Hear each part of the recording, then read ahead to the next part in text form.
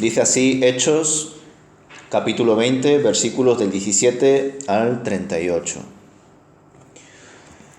Cuando llegamos a Mileto, Pablo envió un mensaje a los ancianos de la iglesia de Éfeso para pedirles que vinieran a su encuentro. Cuando llegaron, Pablo declaró: «Ustedes saben que desde el día que pisé la provincia de Asia hasta ahora, he hecho el trabajo del Señor con humildad y con muchas lágrimas.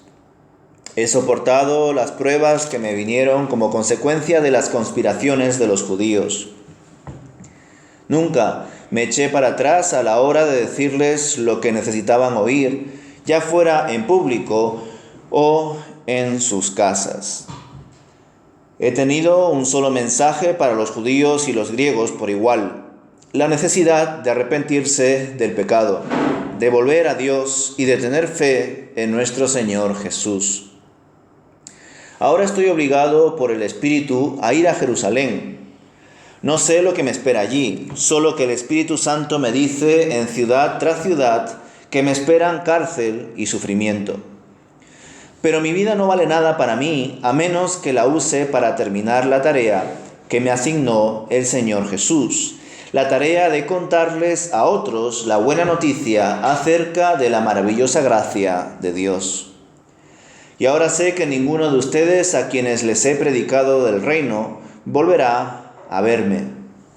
Declaro hoy que he sido fiel. Si alguien sufre la muerte eterna, no será mi culpa, porque no me eché para atrás a la hora de declarar todo lo que Dios quiere que ustedes sepan. Entonces, cuídense a sí mismos y cuiden al pueblo de Dios. Alimenten y pastoreen al rebaño de Dios, su iglesia, comprada con su propia sangre, sobre quien el Espíritu Santo los ha designado líderes. Sé que después de mi salida vendrán en medio de ustedes falsos maestros como lobos rapaces y no perdonarán al rebaño. Incluso algunos hombres de su propio grupo se levantarán y distorsionarán la verdad para poder juntar seguidores. Cuidado. Recuerden los 3 años que pasé con ustedes de día y de noche, mi constante atención y cuidado, así como mis muchas lágrimas por cada uno de ustedes. Y ahora los encomiendo a Dios y al mensaje de su gracia, que tiene poder para edificarlos y darles una herencia junto con todos los que Él ha consagrado para sí mismo. Yo nunca he codiciado la plata, ni el oro, ni la ropa de nadie. Ustedes saben que mis 2 manos han trabajado para satisfacer mis propias necesidades e incluso las necesidades de los que estuvieron conmigo. Y he sido un ejemplo constante de cómo pueden ayudar con trabajo y esfuerzo a los que están en necesidad. Deben recordar las palabras del Señor Jesús: hay más bendición en dar que en recibir. Cuando Pablo terminó de hablar, se arrodilló y oró con ellos. Todos lloraban mientras lo abrazaban y le daban besos de despedida. Estaban tristes principalmente porque les había dicho que nunca más volverán a verlo. Luego lo acompañaron hasta el barco. Y hasta aquí, hermanos, terminamos este capítulo 20 del libro de los Hechos. Nos encontramos aquí ante el tercer discurso que se registra del apóstol Pablo en el libro de los Hechos. El primero fue dirigido a los judíos en la sinagoga en Antioquía de Pisidia, Hechos capítulo 13. El segundo a los gentiles en Atenas, Hechos capítulo 17.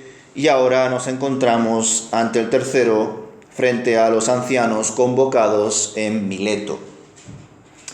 En resumen, Pablo muestra en su discurso su total entrega a la misión de Dios y también aporta una fuerte advertencia contra la falsa doctrina y los falsos maestros que vendrán.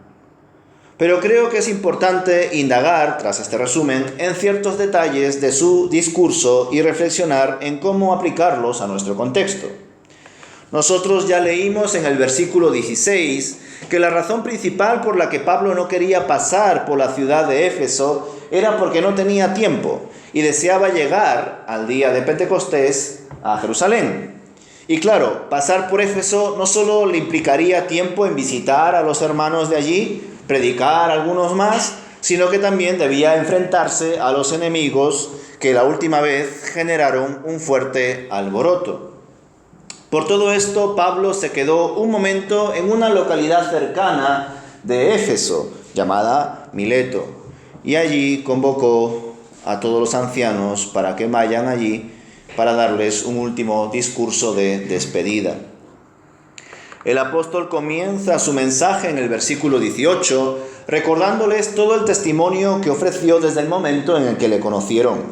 Destaca su sufrimiento ante la oposición de los judíos más celosos de la tradición religiosa y cómo, pese a todo ello, en ningún momento el apóstol Pablo se privó de compartirles libremente el Evangelio de Cristo. Les revela en el versículo 22 que está siendo guiado por el Espíritu a ir a Jerusalén, que no es él el que tiene ese capricho de ir allí y que no sabe con exactitud qué le va a pasar, pero que de ciudad en ciudad el Espíritu Santo le confirma una y otra vez que lo que va a pasar en general es cárcel y sufrimiento. Vaya ánimos, ¿verdad? Por supuesto lo digo de forma irónica, aunque hoy en día chocaría bastante con las predicaciones sectarias que a veces se dan en algunas iglesias, tipo Dios te va a bendecir con esto o con aquello, si te congregas, si sirves en la iglesia, si ofrendas, etcétera, etcétera, etcétera. Hay veces que se manipula en la iglesia para que la gente entienda que si hace todo eso van a obtener bendición. Pocas personas podrán superar lo que hizo el Señor a partir del apóstol Pablo. Cuando referimos al apóstol Pablo, por supuesto, es el Señor. Pocas personas se pueden comparar a lo que hizo el apóstol Pablo, y aún así fijaos cómo le trata el Espíritu Santo. Aparentemente podríamos decir, pues ¿por qué el Espíritu Santo no le llenó de bendiciones si los predicadores que hoy en día escucho me dicen que si me congrego, que si ofrendo, que si hago esto, que si hago aquello, Dios me va a dar un coche, me va a dar un trabajo, me va a dar familia, me va a dar hijos, me va a dar esto, me va a dar aquello? Porque hoy en día los predicadores en algunos sitios dicen esto y sin embargo el apóstol Pablo, ni coche, ni familia, ni riquezas, ni nada. Cárcel y sufrimiento, apóstol Pablo. ¿Qué pasó? ¿Acaso Pablo no sirvió lo suficiente para recibir bendición de Dios? Pues claro que el apóstol Pablo sirvió bastante, gracias a Dios. Pero eso no fue motivo para que el apóstol se dirigiese a Dios para exigirle bendiciones terrenales. Y afortunadamente el apóstol Pablo no lo hizo. Todo lo contrario, dice lo siguiente el versículo 24, y lo voy a leer en la versión textual. Ya sabéis que yo suelo usar por ahora la Nueva Traducción Viviente, también la Reina Valera, pero en esta ocasión voy a usar la versión textual, que dice así del versículo 24 de Hechos capítulo 20. Pero por ningún motivo, dice el apóstol Pablo, considero la vida valiosa para mí mismo, con tal de acabar mi carrera y el ministerio que recibí del Señor Jesús para proclamar solemnemente el Evangelio de la gracia de Dios. Fijaos, el apóstol Pablo le comparte a los ancianos convocados en Mileto que él no sabe exactamente qué es lo que va a pasar en Jerusalén, pero que conforme va yendo de una región a otra región a otra región, el Espíritu Santo le está mostrando que en general le va a venir sufrimiento y cárcel. Y el apóstol Pablo no se queja, todo lo contrario, entiende que debe pasar cualquier cosa que el Señor le ponga por delante con tal de que acabe su carrera. Y como bien le expresó a su discípulo Timoteo, obtener así la corona de la vida. El objetivo del apóstol Pablo era estar en la presencia de Dios. Si eso implicaba padecer sufrimientos similares que el propio Cristo padeció, bienvenido sea. Porque, como también escribe en Filipenses, para mí el vivir es Cristo y el morir es ganancia. Por tanto, lo que el Señor me ponga por delante, yo lo haré porque yo quiero hacer la voluntad de Dios. Qué pena, ¿verdad? Qué pena que existan predicadores o pastores que manipulen a sus feligreses dándoles ofertas espirituales a cambio de que se congreguen todas las semanas, a cambio de que ofrenden en la iglesia o a cambio de que sirvan en algún ministerio de la iglesia. Pues no solamente es triste por toda esta manipulación, sino que además esas personas están predicando mal la palabra de Dios. Y encima están permitiendo que personas que no tienen a Dios en sus vidas de verdad sirvan en la iglesia solo para cumplir con una agenda y dar una buena imagen pública a otras iglesias, a los vecinos del barrio o en redes sociales, ¿verdad? Es una tristeza que se llegue a manipular a los hermanos, porque claro, si tú metes miedo a un hermano para que se congregue, porque suele desaparecer pero que muy de forma continua, ¿verdad? Probablemente ese hermano no tiene una convicción, no tiene una responsabilidad, no tiene una relación con Dios.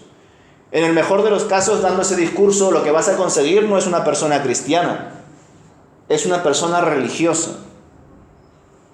Y hoy en día ya sabemos que ser una persona religiosa es ser una persona, muchas veces, dependiendo del contexto, ¿verdad? Pero al menos según lo que el propio Jesús hablaba con los fariseos, eran personas falsas. Personas que servían en el templo, que exponían las escrituras y que por supuesto cumplían con sus ritos y sus fiestas judías, pero que no conocían a Dios y no tenían una relación con Dios. Del mismo modo, hoy en día, en general, siempre hablo, ya lo sabéis, en muchas iglesias hay personas que están sirviendo, personas que se están congregando, personas que están ofrendando, pero que no lo hacen porque verdaderamente tengan una relación con Dios. Lo hacen simplemente por superstición, por obtener algo a cambio, causa, efecto, ofrendo y Dios me da el doble. Me congrego y el Señor me va a ayudar con mi madre por su salud. Voy a servir en la obra social porque de esta manera mi hijo tendrá un buen futuro porque Dios lo bendecirá. Y ojo que no estoy diciendo que Dios no pueda bendecir, por supuesto que Dios bendice.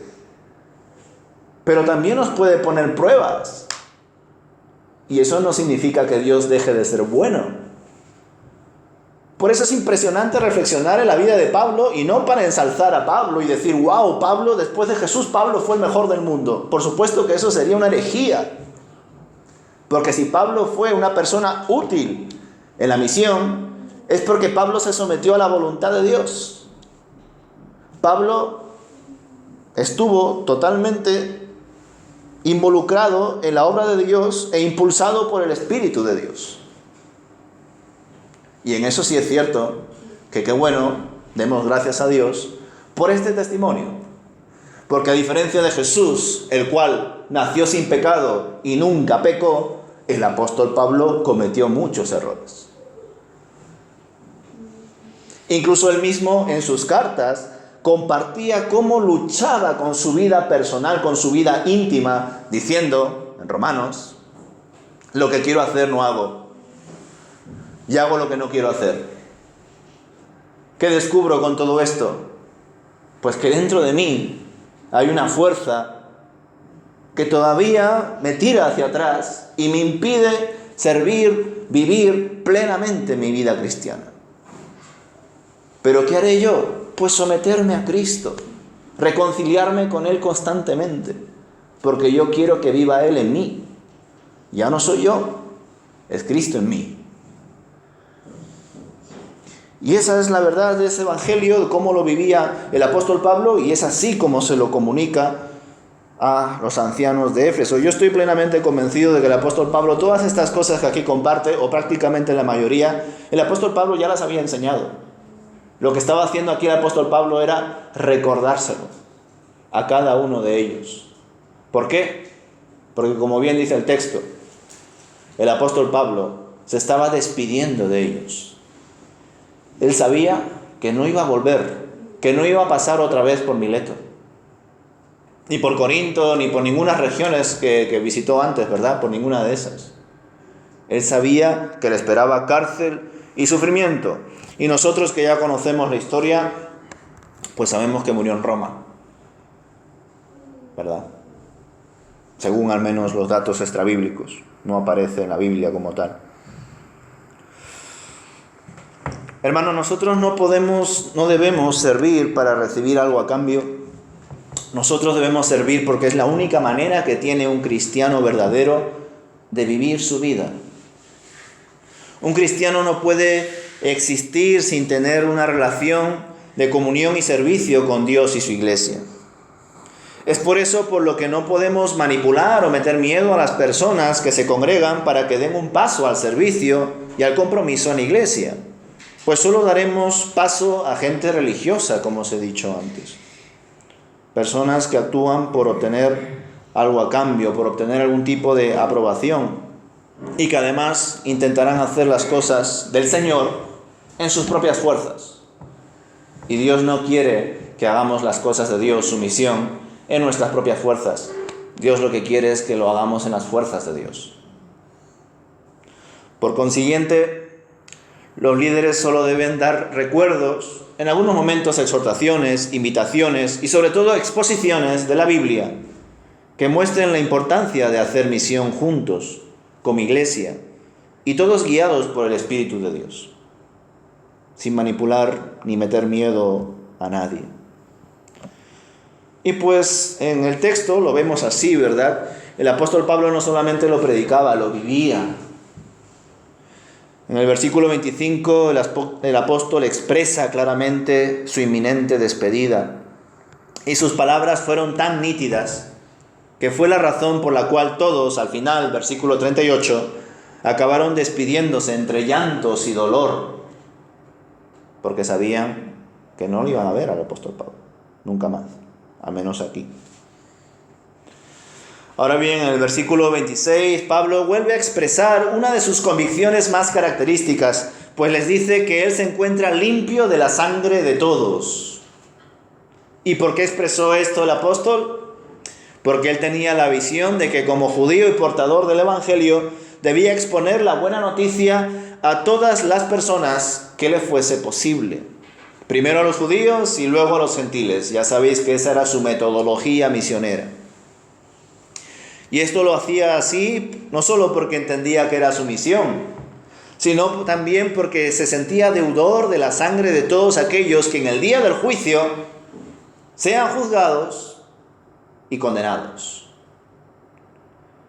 Y que él no haya podido evitarlo al exponerles el Evangelio en su debido momento. Y este pensamiento del apóstol Pablo debe de calar en nosotros. Que nosotros también lo veamos así. Que compartamos el Evangelio no solamente por amor al Señor, por obediencia, no solamente porque es el mayor regalo que nos ha dado Dios, la salvación en Cristo Jesús, sino también porque daremos cuentas de eso delante de Dios. Y cuando vemos el trono de Dios, su justicia y ese juicio final, pues desde luego debemos de deducir que todos aquellos que vayan al infierno por no haber conocido el Evangelio y que encima yo, habiéndolo conocido, no se lo he compartido, soy culpable de no habérselo compartido. Así se sentía el apóstol Pablo. Por yo estar en mi casa haciendo a saber qué cosa, muchas personas que podrían haber conocido el Evangelio a través de mí, no lo han hecho.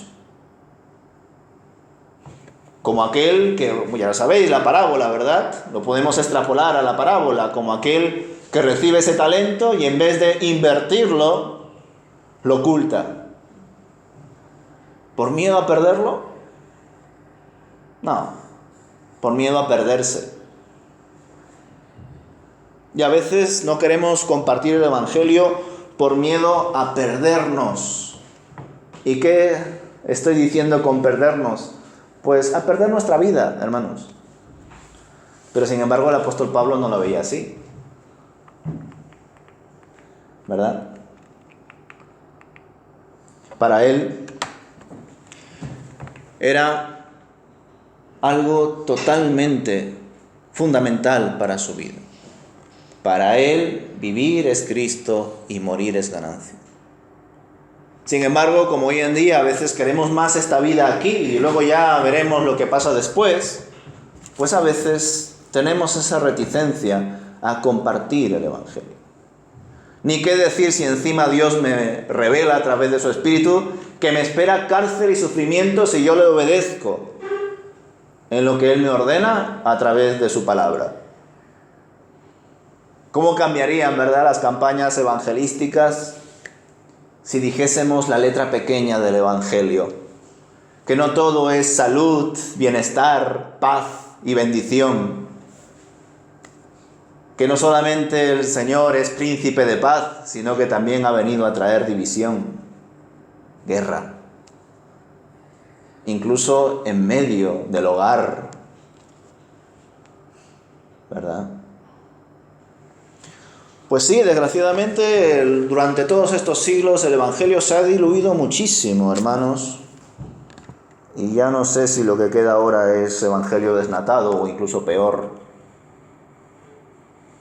Pero el deber de todo expositor es compartir todo lo que hay aquí. Lo bueno, lo malo, lo que anima, lo que apunta a la conciencia. Todo. Porque es necesario que así se haga. En el versículo 28, Pablo les da una exhortación fundamental también, ¿verdad? Tan importante que incluso en casi toda reunión o retiro de pastores o de líderes se suele citar mucho. Lo voy a leer en la versión textual también. Dice: tened cuidado de vosotros mismos y de todo el rebaño en que el Espíritu Santo os puso por obispos para apacentar la iglesia de Dios, que adquirió mediante su propia sangre. Desde luego son consejos muy buenos que el Señor puso en la boca del apóstol Pablo. Ciertamente ya solo con este versículo, el 28, se podría predicar durante un buen tiempo, pero no es el objetivo de hoy. Simplemente quiero destacar que todo líder de iglesia debe ser capaz, primero, de cuidarse a sí mismo. Y cuando hacemos referencia al cuidado de uno, hacemos también referencia al cuidado de su entorno, de su testimonio, de su hogar. Y desde luego estos principios se encuentran en otros textos, ¿verdad? Cuando leemos, por ejemplo, los requisitos de aquellos que anhelan obispado, de aquellos que quieren servir como diáconos. Son personas que deben de poseer un buen testimonio y cuidar de su entorno. Tener en orden su familia, si es que la tienen. Porque también puede existir líderes que no tengan pareja ni hijos. El apóstol Pablo era uno de ellos. Y eso no significa que no pueda ser líder de una iglesia. Por otro lado, también el cuidarse a sí mismo implica estar bien delante de Dios. Pues ¿cómo vamos a saber si estamos bien o no? Comparándonos con Cristo. No con ideales o pensamientos éticos que haya adquirido por mi educación o filosóficos. No. Uno sabe, uno se autoexamina correctamente cuando se compara con Cristo. Si nos comparamos con otra cosa, pues puede que nos autoengañemos.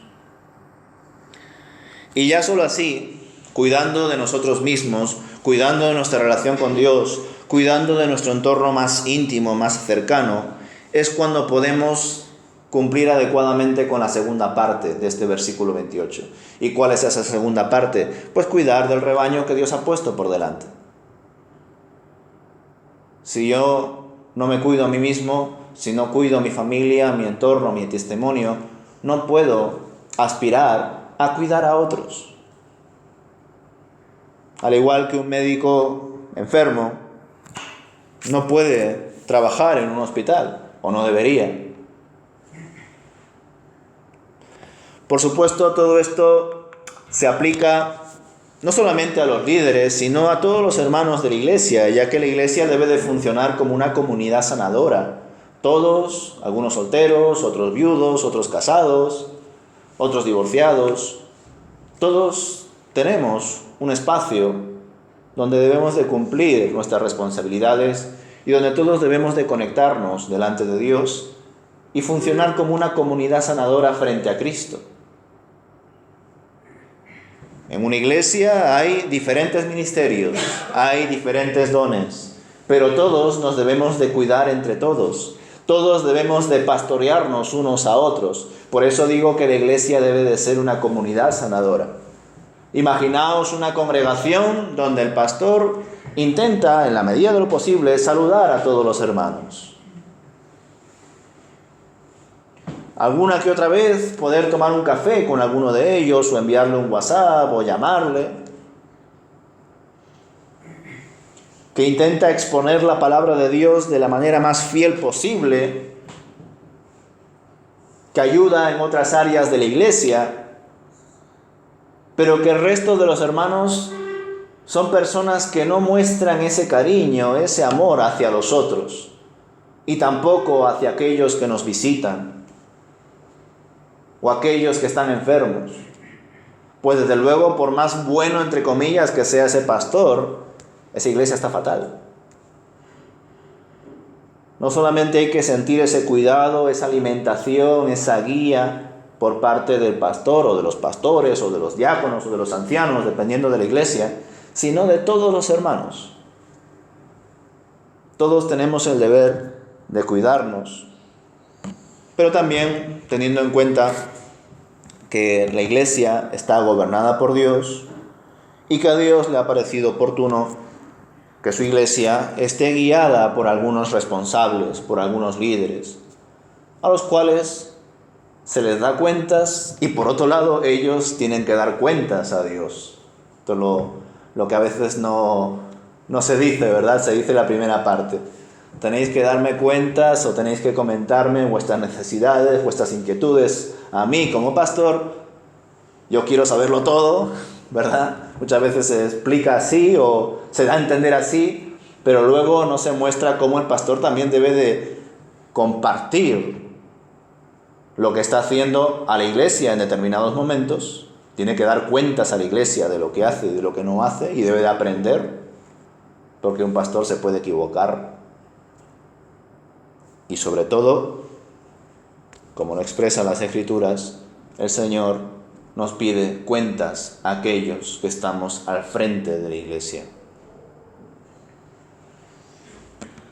Por eso es bueno entender que la iglesia funciona como una comunidad sanadora, que se pastorea, que se cuida, y no solamente esperar ese cuidado por parte de uno o dos o tres hermanos de una comunidad.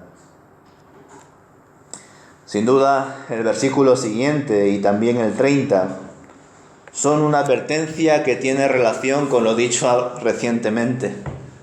Pues el apóstol avisa que tras su partida, recordemos que Pablo no va a volver a ver a los ancianos de Mileto, aparecerán lobos rapaces. Aparece aquí en este capítulo 20. Y estos enemigos buscarán destruir la comunidad. Serán falsos maestros e incluso saldrán de entre ellos. Toda esta advertencia nos ayuda a entender que no solo aparecerán lobos vestidos de ovejas, sino que también aparecerán lobos disfrazados de maestros, pastores o líderes, lo cual puede ser hasta peor, pues pueden dar la sensación de que son creyentes que tienen la supuesta verdad, que Dios se las ha revelado, que Dios les ha puesto ahí al frente para servir como pastores, predicadores, líderes de alabanza, qué sé yo, pero que por sus frutos y actos se reconoce que no son personas puestas por Dios, y por tanto deben de ser quitados de ese supuesto liderazgo que a la fuerza humana han conseguido, y a veces también por la ignorancia del pueblo de Dios. Porque desgraciadamente la historia se repite muchas veces. Mi pueblo perece por falta de conocimiento. Y hay muchos predicadores, pastores, líderes que están al frente de ciertas iglesias por culpa de esas iglesias también, que lo permiten. Que aún comprobando que no son personas puestas por Dios, dejan que sigan allí. Que lo haga Él, ya vendrá otro después. No son capaces de confrontar la verdad. Y por tanto, hasta cierto punto me pregunto, ¿tendrán amor por la verdad? ¿Qué es la verdad?, le preguntó Poncio Pilato a Jesús, ¿verdad? La verdad es Cristo. Y cuando tenemos amor por la verdad, queremos que la verdad se proclame constantemente. Y cuando a veces surgen estas injusticias en medio de las iglesias, por algunos hermanos que buscan dividir la iglesia, o directamente maestros, pastores, predicadores, que predican cosas que no tienen que ver con la voluntad de Dios y la palabra de Dios, debemos de quejarnos, debemos de denunciarlo, porque no se debe de permitir esa realidad en una comunidad cristiana. ¿Denunciarlo a quién? En este caso, si es dentro de una comunidad, a esa misma comunidad, a ese mismo pastor, hipotéticamente hablando. El propio apóstol Pablo no solamente nos enseña este principio, no solamente está haciendo una acción de prevención con los ancianos de Éfeso, sino que además el propio apóstol Pablo lo hizo varias veces, ¿verdad? Para el apóstol Pablo, por ejemplo, Marcos, ese joven sobrino de Bernabé, les traicionó porque en el primer viaje misionero les había abandonado. Y él, desde su perspectiva, entendía que no debía de seguir para un segundo viaje misionero, no vaya a ser que nos abandone de nuevo. Pero también tuvo problemas con otros colaboradores que, tal y como se lo expresa a Timoteo, en un momento dado le dejaron solo. Y el apóstol Pablo escribe: a estos colaboradores, Himeneo y Alejandro, los entrego a Satanás. Esa crítica, esa denuncia, pues desgraciadamente muchas veces se ha perdido. Y creo que es algo que se debe de hacer siempre y cuando sea cierto, por supuesto. Pero por otra parte entiendo que se haya perdido esa práctica porque desgraciadamente en los siglos anteriores se ha ido al otro extremo.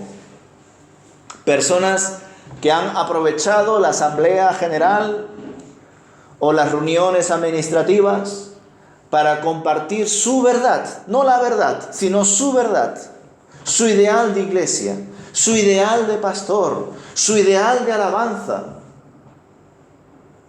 Y es cierto, hermanos, hay varias iglesias que se han dividido porque han existido en medio del rebaño ovejas que no eran ovejas, que eran lobos vestidos de ovejas. Pero también existen comunidades donde el pastor era un lobo. Y ahí también se tiene que actuar. Es cierto que cuando abrimos esta caja, ¿verdad?, pues se puede llegar a complicar las relaciones en medio de una iglesia. Pero es que nos debemos a la verdad. Tememos a Dios, no a los hombres. Y cuando tememos a Dios y no a los hombres, buscamos la aprobación de Dios, no la aprobación de los hombres. Es por eso que cada uno debe de actuar en conciencia delante de Dios.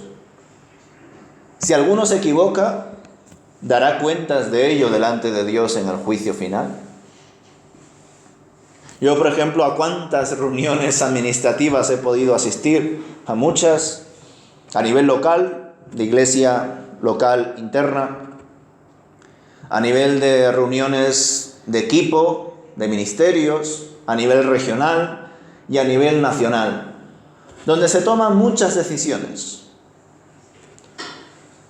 Y cada uno piensa que lo que vota o lo que propone es de Dios. Pero yo tengo claro una cosa. El Espíritu Santo no le puede decir a un grupo: tú propón A, tú propón B y tú propón C. El Espíritu Santo no es así. No puede ser así. Porque el Espíritu Santo es la verdad. El Espíritu Santo no se burla de los hijos de Dios. Por tanto, cuando hay una reunión administrativa referente a vamos a elegir este pastor u otro, vamos a hacer esta obra social u otra, un montón de ejemplos, Vamos a elegir a este director de este ministerio o a esta persona que se va a ocupar de esta responsabilidad, etcétera, etcétera. Unos proponen sí, otros proponen no. Entendemos que el Señor ha hablado, pero lo que yo entiendo es que el Señor no puede decir sí y no a la vez. O dice sí o dice no. ¿Cómo sabemos cuál es la voluntad de Dios? ¿Por qué no hay unanimidad? Sabremos la voluntad de Dios con lujo de detalles en el juicio, porque ahí el Señor nos pedirá cuentas. ¿Y por qué no hay unanimidad en la iglesia? Pues porque no todos están sometidos al Espíritu de Dios. Porque hay algunos que usan su voz para compartir su opinión, no lo que el Señor quiere compartir a través de la iglesia. Pero pese a todas estas experiencias que un servidor ha podido tener y que vosotros también habréis tenido o tendréis, yo sigo confiado en que el Señor habla a través de su iglesia. No me gustaría para nada, aunque si el Señor así lo quiere, adelante, que el Señor hable solamente a través de mí, porque yo quiero que el Señor hable a través de su iglesia. Por supuesto que quiero que el Señor hable a través de mí cuando predico, por ejemplo. Pero quiero que todos entendamos cuál es la voluntad de Dios, a dónde el Señor nos quiere llevar y qué es lo que debemos hacer como iglesia local de Hortaleza, en conjunto, como comunidad, y que haya unanimidad allí. Desgraciadamente el concepto de democracia dentro de la iglesia ha hecho mucho daño. ¿Por qué? Porque ese concepto de democracia nos ha hecho pensar que cuando hay un voto de mayoría es porque el Señor ha hablado allí.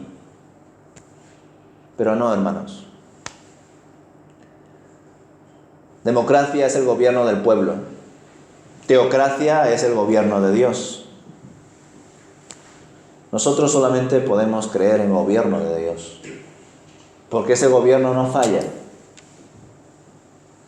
Cuando el pueblo habla así por sí mismo, creyéndose sabios en su propia opinión, pues hay veces que acertamos y coincidimos con lo que Dios quiere.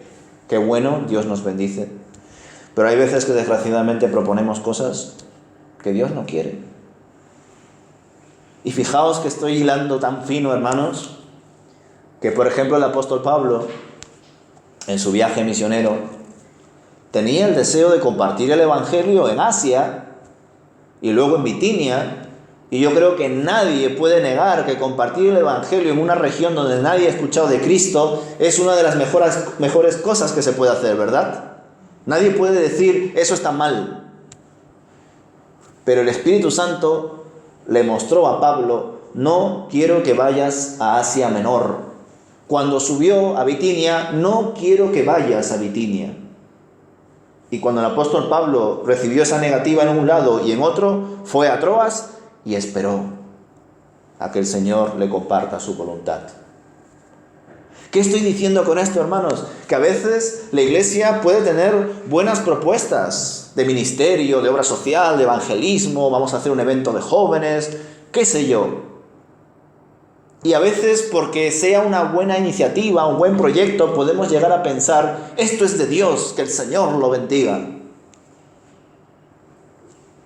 Pero que sea bueno y que la mayoría opine, esto está bien, no significa siempre que sea lo que Dios quiere en ese momento. Así que ojalá todos, cada uno de nosotros, todos aquellos que se digan a sí mismos, soy creyente, creo en Dios como mi Señor y Salvador, intente cada día someterse a la voluntad de Dios. Porque sólo así podremos conocer su voluntad y ponerlo en práctica. Sólo así. El apóstol, acabando ya su discurso, les recuerda la importancia de velar, de estar atentos. lo cual me hace recordar mucho a cuando Jesús se encontraba orando en Getsemaní. Hasta cierto punto se observa la pasión del apóstol Pablo en este discurso, ¿verdad? Al igual de la pasión de Cristo, cómo compartía su sufrimiento, cómo, según un evangelista, Jesús incluso llegó a sudar sangre. El apóstol Pablo estaba compungido, estaba un tanto abatido. Y en medio de ese sufrimiento, de ese pesar, pero que aún así deseaba compartir la palabra de Dios, deseaba cumplir la voluntad de Dios e ir a Jerusalén aunque le esperase cárcel y sufrimiento, el apóstol Pablo, así como Jesús en Getsemaní con sus discípulos, el apóstol Pablo le dice a los ancianos: velad,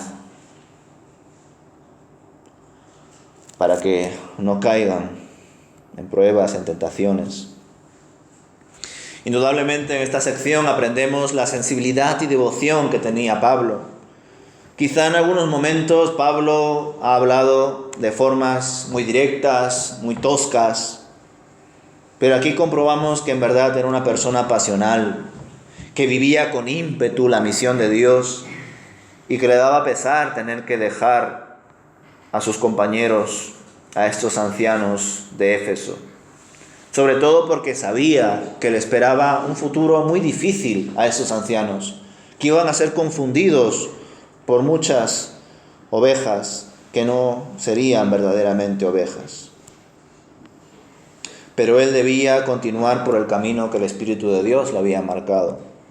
Y se despide, no sin antes también destacar que en todo momento él se autofinanció, que intentó no ser de carga para nadie, y que incluso trabajó para sostener a sus compañeros de la misión, a sus colaboradores. Y termina diciendo unas palabras que no sé si os habéis fijado, pero estas palabras del versículo 35 no aparecen como tal en los evangelios, así que varios comentaristas entienden que estas palabras solamente las ha escrito el apóstol Pablo, donde dice: hay más bendición en dar que en recibir. Y desde luego el apóstol Pablo no solamente está haciendo referencia a recursos que podamos dar, sino en darnos enteramente a nosotros mismos. Hay más bendición, bienaventurado aquel que da, que se da totalmente a Dios y a los demás. ¿Para qué? ¿Para vanidad? No. Para dar gloria y honra al nombre de Dios. Conclusiones. Queda claro con este tercer y gran discurso de Pablo que él era un hombre dedicado para Dios, que con su carácter y sus errores deseaba enormemente servir al Señor en todo lo que tenga relación con la extensión de su reino, de su iglesia. El apóstol era consciente de que sería la última vez que vería a estos líderes de Éfeso y Asia. Así que le recordó todo el testimonio que les había dado durante sus años de servicio. Les mostró que su destino iba a ser duro, lleno de cárcel y sufrimiento, pero que él no estimaba su vida aquí en la tierra como algo valioso, pues estaba centrado en obtener la victoria, esa corona de la vida, una corona incorruptible. Pablo muestra su preocupación al expresarles cómo desgraciadamente los ancianos y hermanos pasarán por diferentes pruebas que incluso serán originadas desde dentro, que tendrán apariencia de hermanos en la fe, pero que serán falsos maestros, falsos hermanos, que se levantarán en medio de las congregaciones con el deseo de dañar a la iglesia y de hacer su propia voluntad, no la voluntad de Dios. Qué bueno que al menos nosotros sepamos que al final, en medio de toda esta lucha, una lucha que incluso se va a dar dentro de la iglesia, la voluntad de Dios se va a cumplir. Por último, y por ello no menos importante, en medio de su llenura del Espíritu Santo, porque entendemos que pese a sus errores el apóstol Pablo estaba lleno del Espíritu, estaba siendo guiado por el Espíritu y por eso prácticamente en todo momento estaba cumpliendo la voluntad de Dios. Aquí también aprendemos, hermanos, cómo Pablo muestra su lado más sensible, su humanidad más pasional, ¿verdad? Sus preocupaciones, sus tristezas, lamentos, por tener que dejar atrás a sus hermanos, porque sabe que no les volverá a ver, al menos en la tierra. Él sabe que en otro tiempo los verá, pero también expresa su pesar porque es algo natural, y esto también lo veo en Jesús. El propio Jesús lloró cuando vio a Lázaro, ¿verdad? Y Jesús sabía que lo iba a resucitar. También Jesús sabía que lo iba a ver en la presencia de Dios. Y por tanto, ante esas realidades nos podemos preguntar, pero Jesús, ¿por qué lloraste al ver a tu amigo Lázaro fallecido? Si sabías que lo ibas a resucitar y si sabías que lo ibas a volver a ver. Pues el Señor Jesús lloró, hermanos, porque nos mostró que es legítimo sufrir en medio de las pruebas y de las realidades de esta vida, aún teniendo la promesa de la vida eterna. Y esto para nosotros es magnífico, hermanos, porque nos muestra la sensibilidad de Dios.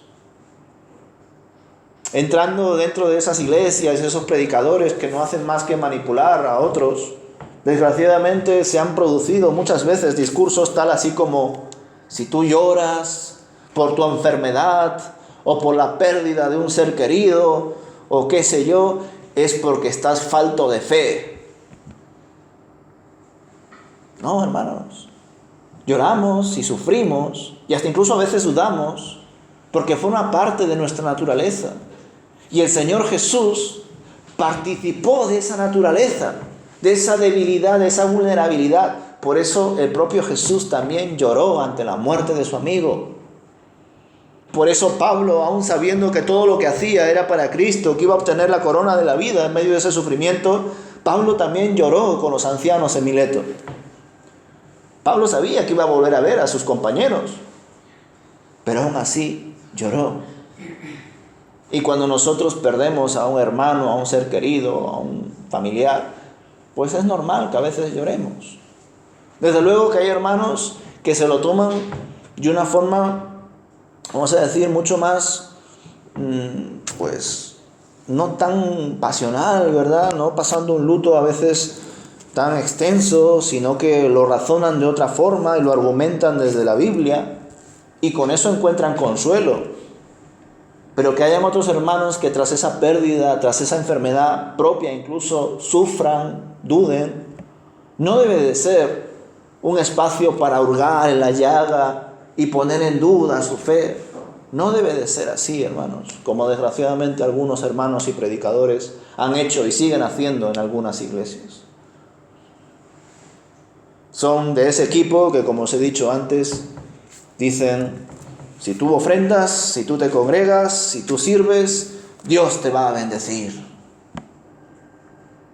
Y a veces esos predicadores también te dicen: si has perdido a un ser querido, si estás enfermo, si estás débil, si hay algo en ti que te está molestando, es porque hay un pecado oculto dentro de ti. Hay algo que tienes que arreglar delante de Dios. Tienes que ofrendar el doble de lo que estás ofrendando. Y todas esas cosas. Qué pena, hermanos, que haya personas que den estos discursos y hay iglesias, hay hermanos que lo crean. Pero es la realidad. Yo la comparto porque intento en la medida de lo posible daros la visión que yo tengo. Y la visión que yo tengo es que somos una sola iglesia. Aquí hay un número determinado de hermanos y por supuesto a veces hacemos aplicaciones y reflexiones a nuestro contexto, pero nunca debemos de olvidar que solo somos una iglesia. Iglesia local, esta, en esta calle, en este lugar concreto. Pero la iglesia de Dios solo hay una. Y como hijos de Dios debemos de estar pendientes de las noticias que a veces ocurren en medio de las iglesias, que son de Dios o que al menos parece que son de Dios. Porque son de la misma familia. Independientemente de que estén en Estados Unidos, en Bolivia, en Perú, en Colombia o donde sea. Somos una sola iglesia, un solo cuerpo. Y debemos de estar pendientes todos, de todos.